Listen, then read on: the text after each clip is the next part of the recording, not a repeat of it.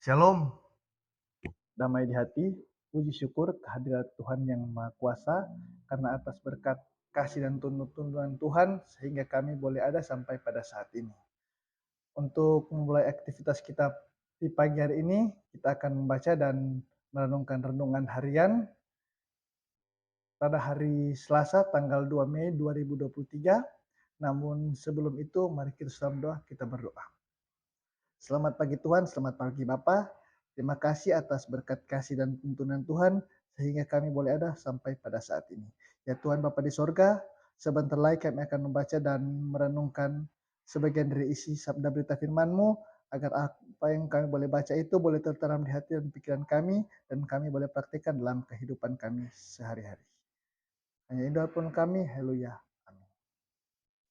Bapak Ibu yang saya kasih dalam Tuhan kita Yesus Kristus, untuk renungan harian pada hari ini kita akan baca dalam 1 Korintus 3 ayat 14 hingga yang ke-15.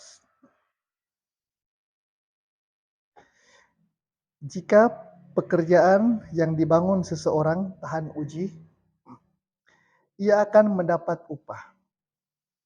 Jika pekerjaannya terbakar, ia akan menderita kerugian. Tetapi ia sendiri akan diselamatkan, tetapi seperti dari dalam api. Sampai sejauh sana pembacaan renungan kita. Tema renungan kita pada hari ini, keselamatan di balik penderitaan. Bapak Ibu yang saya kasih dalam Tuhan kita Yesus Kristus, keluarga Kristen yang dikasih dan diberkati Tuhan Yesus, berbagai tantangan memberitakan Injil terjadi di jemaat Korintus. Hal yang sama terjadi dalam pekerjaan pelayanan gereja pada masa sekarang. Sering pelayanan kita mengalami tantangan dan ujian.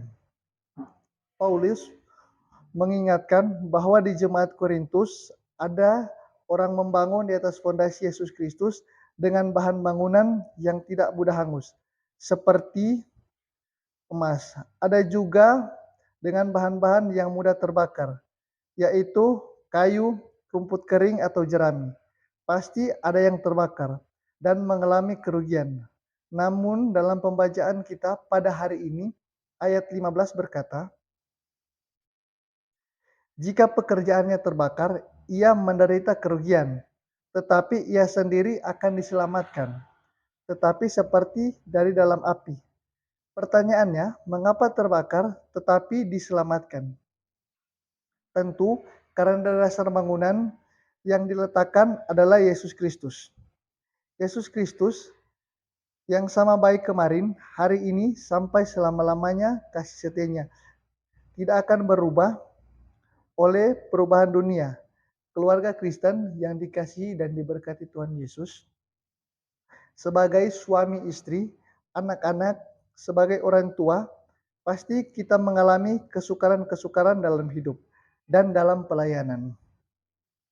Memang dalam kehidupan sebagai orang percaya dan persekutuan gereja, Tuhan tidaklah sepi dalam pergumulan dan tantangan. Mungkin kita mengalami pergumulan dalam pekerjaan, di tengah masyarakat, hubungan dalam keluarga, masalah keuangan, dan masih banyak masalah lainnya.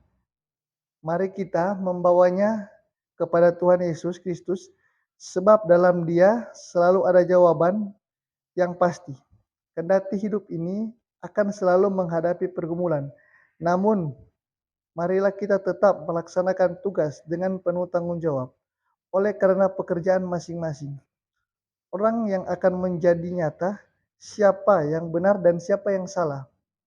Mari kita melakukan pekerjaan dan percaya oleh Tuhan kepada kita dalam ketulusan baik dalam keluarga, jemaat maupun masyarakat, tanpa mengusik kehidupan orang lain. Mari kita melayani dengan penuh kasih sekalipun harus menitiskan air mata. Kita meyakini Tuhan Yesus Kristus akan datang kembali sebagai hakim yang adil.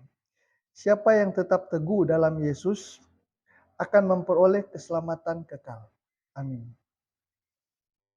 Mari kita berdoa, kita berdoa. Terima kasih Tuhan, terima kasih Bapak atas kasih tuntunan Tuhan, sehingga pada pagi hari ini renungan harian boleh selesai dengan tidak kurang suatu apapun. Tuhan Bapa di sorga, hanya kami, haleluya. Amin. Shalom.